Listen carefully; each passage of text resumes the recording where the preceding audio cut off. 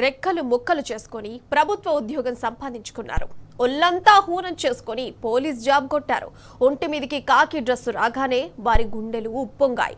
Uniform ఇచ్చిన confidence తో వారంతా బాధ్యతగా తమ డ్యూటీ చేశారు. కానీ అదే పాపం అన్నట్టుగా వ్యవహరించింది ఈ కాంగ్రెస్ సర్కార్. నిర్దాక్షిణ్యంగా 10 మంది పోలీసులను ఉద్యోగం నుంచి తీసి పారేసింది. కారణం కూడా చెప్పకుండా యూనిఫామ్ లాక్కొని పంపేశారు. దాంతో ఆ 10 మంది పోలీసుల కుటుంబాలు రోడ్డున పడ్డాయి. తమ కడుపు కొడితే ఎక్కడికి పోవాలని బాధిత పోలీసు కుటుంబాలు లబోదిబోమంటున్నాయి.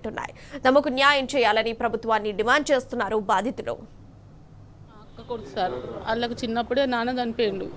ఆయన ఎంతో కష్టపడి ఇద్దరు, వాళ్ళొక చెల్లె ఒక అన్న, ఎంతో కష్టపడి చదువుకొని ఈ జాబ్ సంపాదించుకున్నాడు సార్. వాళ్ళకి ఏం లేదు, భూమి జాగా ఏమీ లేదు. ఒక ఇల్లడుగు జాగా, ఒక గూన పెంకటి ఇల్లు సార్. చినిపోయిన బట్టలు చదువుకున్నాడు, ఏమి లేకుంటే ఏం అడగాల మనం. కష్టపడి సార్ ఎంత కూడా అడగలేదు. చెప్పులు మంది అడుక్కున్నాడు, అంగిలు మంది అడుక్కున్నాడు. మమ్మల్ని ఏం అడగలే భయానికి. కష్టపడి స్టేజ్కి వచ్చినాక ఎంతో కష్టపడి సార్. కేసీఆర్ ఇచ్చిన 5 రూపాయల కాడ లైన్ కట్టి ట్రైనింగ్ చేసింది సార్. ఇది మాత్రం నేను బండగొట్టి ఎక్కడైనా చెప్తా సార్, బయట లేకుండా. 5 రూపాయల భోజనం తినుకుంటే మా కొడుకు ట్రైనింగ్ చేసిండు.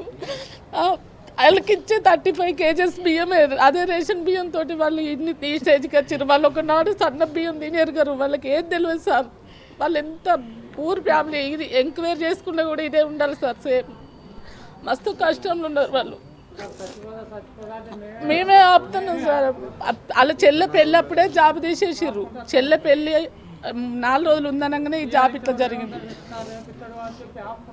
ఆమె కూడా 8 months ప్రెగ్నెంట్ సార్. ఆమెకు డెలివరీ ఖర్చులు పెట్టడానికి కూడా ఆయనకు ఇప్పుడు నెల మనసు కూడా ఇప్పుడు మేము మనిషికో నెల చూపించినట్టు చూపిస్తున్నాం సార్. ఏం చెప్పుకుంటూ ఇవన్నీ చెప్పగలుగుతున్నాం సార్. ఇంట్లో ఎన్ని ఉంటాయి.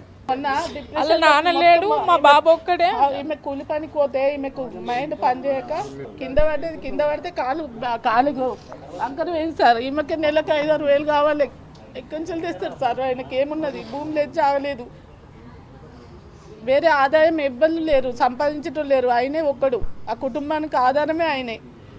ఏదైనా జీవనోపాధి కావాలి సార్, లేకపోతే మస్తు కష్టం.